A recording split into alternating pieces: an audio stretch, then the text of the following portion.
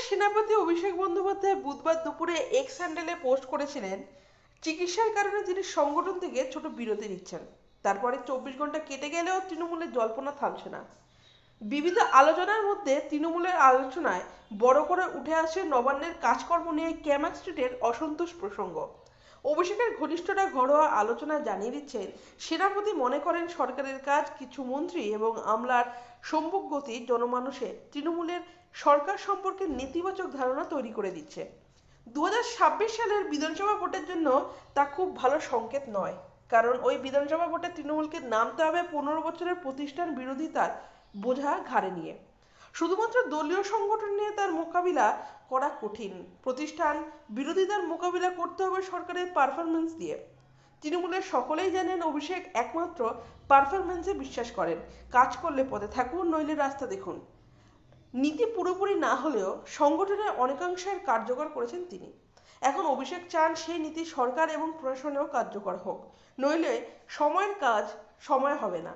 ঘনিষ্ঠ এবং আস্থাভাজন এক নেতা বলেন, উনি মনে করেন 2026 সালে মুখ্য সচিব বা স্বরাষ্ট্র সচিব ভোট চাইতে যাবেন না, ভোট করতেই হবে সংগঠনকেই। কিন্তু তৃণমূল যখন পরের বিধানসভা ভোটে যাবে তখন দলের মাথায় থাকবে 15 বছরের প্রতিষ্ঠান বিরোধিতা। এখন থেকে যদি সময় বেঁধে কাজ না করা হয় তাহলে শুধুমাত্র সংগঠন দিয়ে বিধানসভার বৈতরণী পার করা অসম্ভব। একথা ঠিক দিয়ে অভিষেকের চোখে আবার একটি ছোট অস্ত্রোপচার হবে। সূত্রের খবর, তারপরে অভিষেক যাবেন দিল্লিতে সাংসদ হিসেবে শপথ নিতে। সেখান থেকে বিদেশে যাওয়ার কথা তার।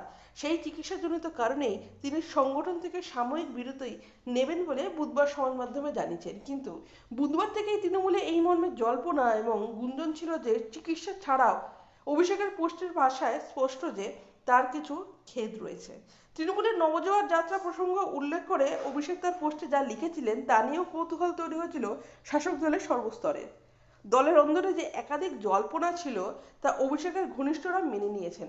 তারা এমনও মেনে নিচ্ছেন যে জল্পনা থাকা স্বাভাবিক, কিন্তু তারা সবচেয়ে জোর দিচ্ছেন সরকারের একাংশ কাজকর্ম নিয়ে শাসক দলের সর্বভারতীয় সাধারণ সম্পাদকের অভিযোগ, অনুযোগ এবং খেদের ওপর। তৃণমূল সূত্রে খবর, অভিষেক মনে করেন রাস্তা, পানীয় জল, আবাস, শিক্ষা এবং স্বাস্থ্য এই মৌলিক পরিকাঠামোগত বিষয়গুলিতে মানুষকে পরিষেবা না দিলে বারবার লক্ষ্মীর ভাণ্ডার দিয়ে ভোটে জেতা যাবে না। অভিষেক ঘনিষ্ঠ একজনের বক্তব্য, কিছু মন্ত্রী দপ্তরের কাজ মনিটর করেন না, কিছু আমলাও নিজেদের মতো চলেন। কাজ শুরু হলে তা কবে শেষ হবে তার ঠিক থাকছে না। এই সংস্কৃতির বদল দরকার। এতে মানুষ বিরক্ত হচ্ছেন। তার ঘনিষ্ঠদের আরও দাবি, অভিষেক বিশ্বাস করেন সরকারের কাজ গতিশীল করতে কিছু মন্ত্রী এবং আমলার পদে দ্রুত বদল দরকার। নিষ্ক্রিয়তার সংক্রমণ ঠেকানো না গেলে পরিকল্পনা না থাকলেও বিধানসভা ভোটে বড় মূল্য চোকাতে হবে তৃণমূলকে।